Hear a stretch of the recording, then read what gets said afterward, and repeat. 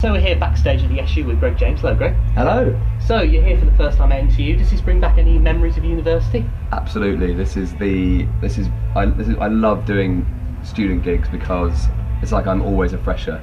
I've managed to get away with being a fresher for the last 7 years, really, and it was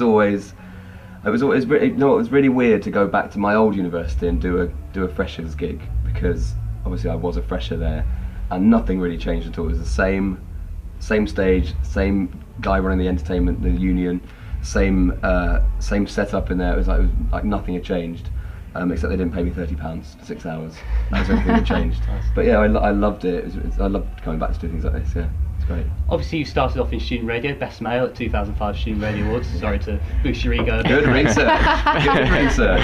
How important was student radio though, kickstarting your career? Massively. I don't know if you can say the most important, probably the most important thing that I remember, because it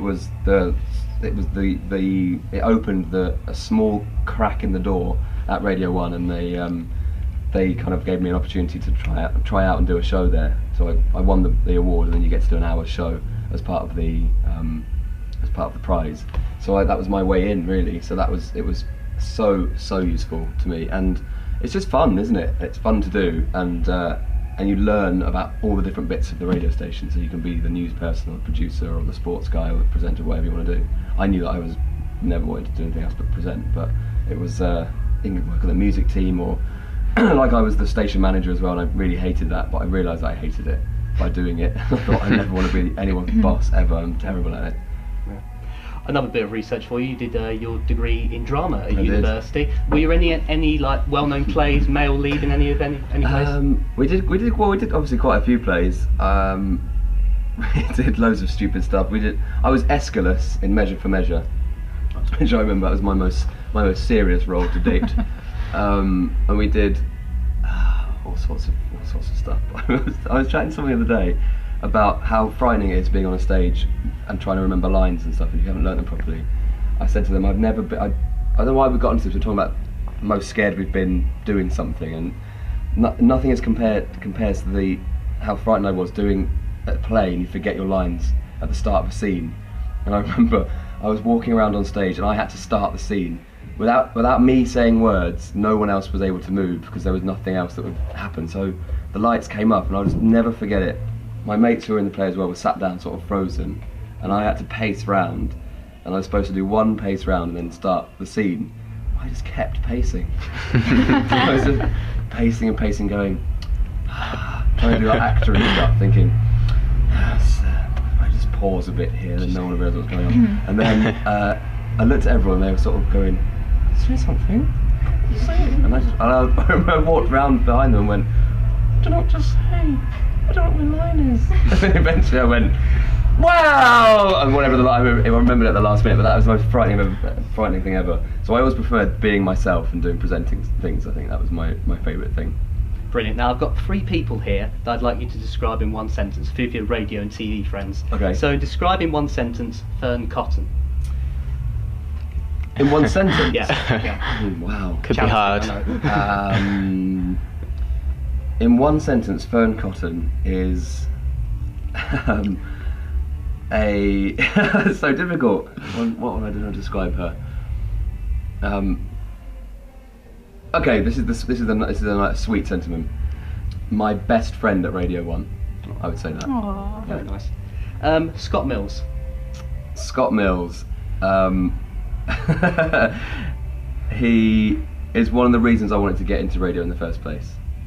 That's fair enough. And your recent partner in crime on TV, Russell Kane. A neurotic ball of mess, but a lovely, very funny man. You've got to pick songs for your show. Do you ever get one song that they ask you to play that you just think, oh no, I don't want to play this today, I've had enough of this song? And can you tell me one if you do have one? Yeah, there's quite a few, but the majority are okay. And I hated playing N-dubs whenever we played that. I really hate the new Christina Aguilera and Great Big World, I think they're called. Yeah. Oh my god, it is the most depressing song. It just does not. It's not right to be playing that. We played at 5 o'clock on Friday.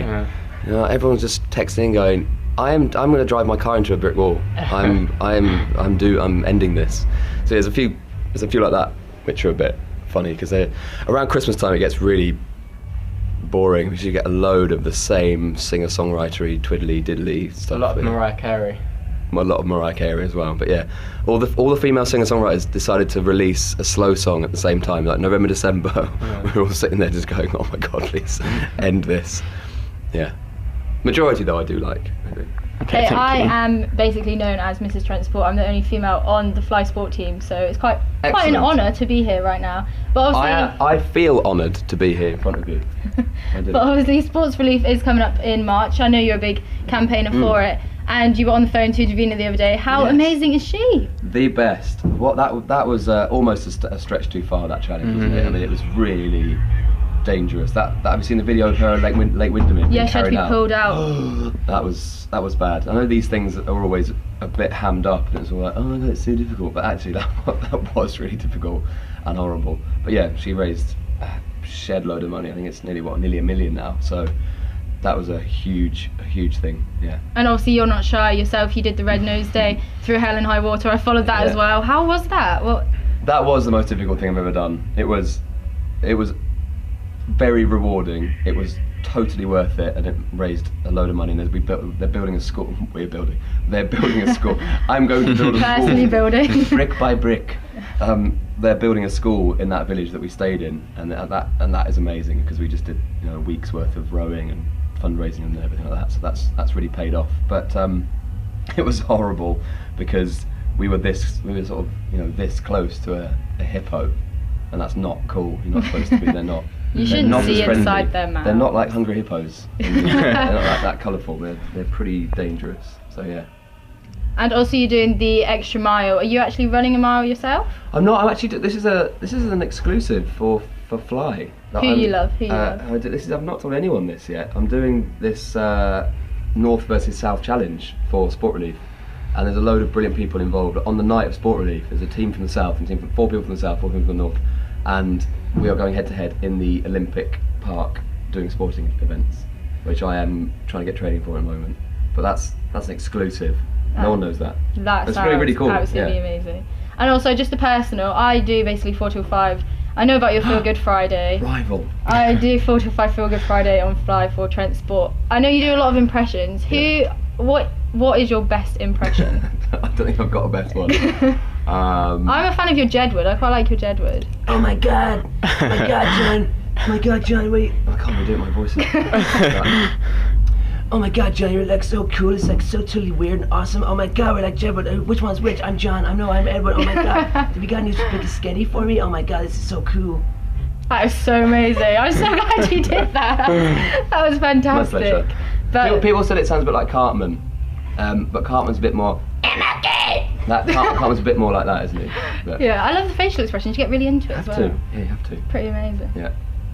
Finally. Cool. That's finally one more thing just for us. Can you please say this is Greg James and you're listening to FlyFM? Yes. Hello, this is Greg James and you're listening to the mighty FlyFM. Fly. Love it. Thank you, Greg.